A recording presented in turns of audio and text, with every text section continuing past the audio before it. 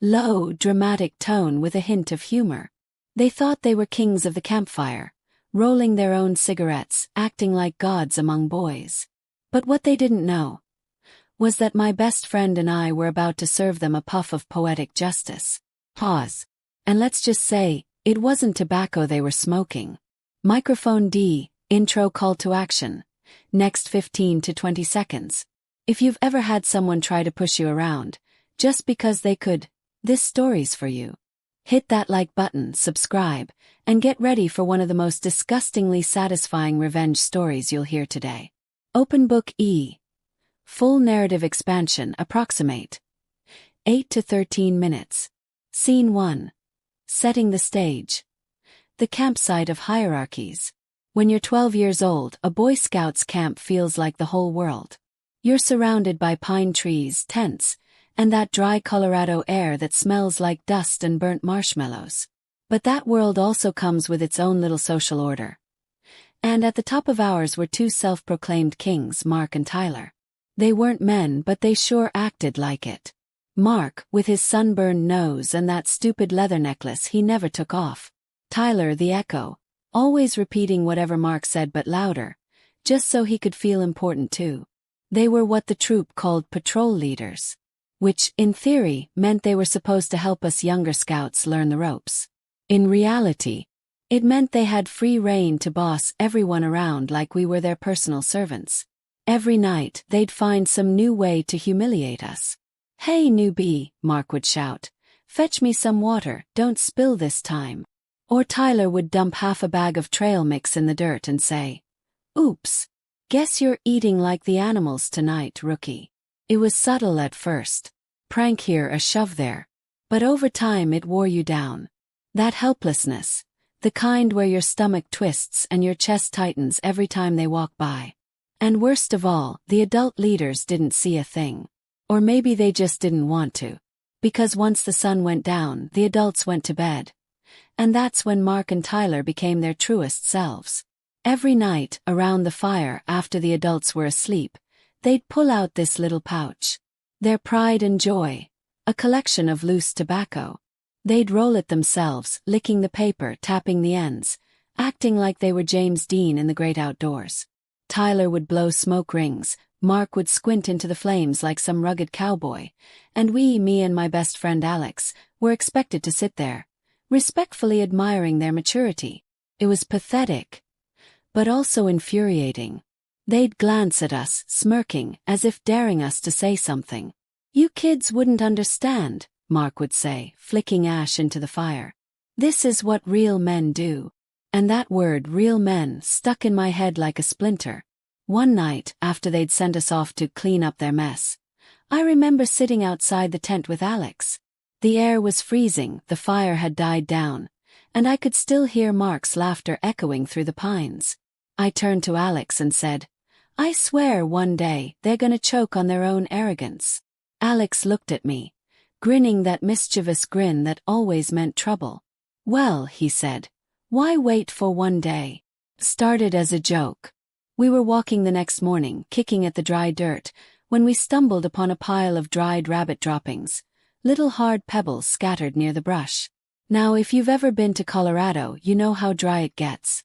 That stuff turns into something like tiny, fibrous marbles. No smell. No mess.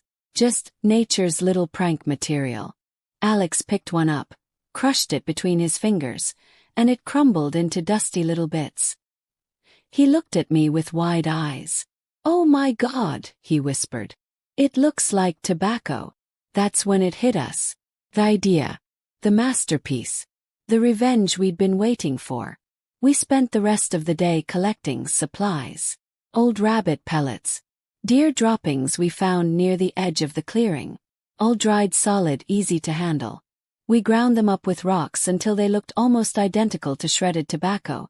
Brown, flaky, with hints of dried grass. We kept it in a little Ziploc bag that used to hold trail mix. And that night, the performance began. When the adults went to bed and the campfire burned low, Mark pulled out his pouch like always. He looked around with that smug expression. "You kids want to see how a real man rolls a smoke. Normally we just sit back and roll our eyes. But this time I leaned forward, pretending to be fascinated. "Wow," I said. "Can I see that? I've never actually smelled tobacco before." He smirked, puffing out his chest. "Guess you've got a lot to learn, kid." He handed me the pouch, proud as ever. And in that moment my hands didn't shake. My heart was racing, sure, but my face stayed perfectly blank.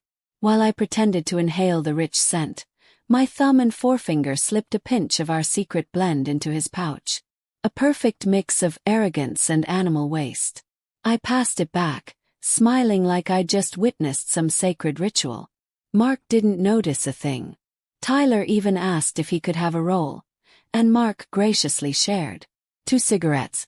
2 kings of the campsite. 2 idiots about to light up their own humiliation. They lit up, grinning. The fire crackled. The dry Colorado night held its breath. Mark took the first drag, exhaled slowly, watching the smoke curl into the darkness. Tyler followed suit, trying to blow a smoke ring, but this time it broke apart halfway, like the air itself was laughing at him. And then it hit. Mark coughed. "Once. His face scrunched up. "What the? This tastes weird." Tyler coughed harder, eyes watering. "Dude, what is this?" Alex and I sat there, biting the insides of our cheeks to keep from losing it. "Oh no," I said, feigning concern. "Is something wrong with your fancy tobacco?" Mark tried to save face. "Nah, it's just, must have gone stale or something." He took another drag to prove he was still the tough guy, then gagged, sputtering, and tossed it into the fire. Tyler followed, hacking like a broken engine. And there it was, the sweet, smoky taste of justice. They never mentioned it again. The next night, no cigarettes. No bragging. No real men talk. They still bossed people around, sure. But that air of invincibility. They looked humbled. Maybe even a little suspicious of each other, since neither would admit to having bad tobacco. As for me and Alex, we never told a soul. We'd just sit by the fire, watching the flames flicker against their red, embarrassed faces, hiding our grins in the shadows. That was the first time I learned something powerful.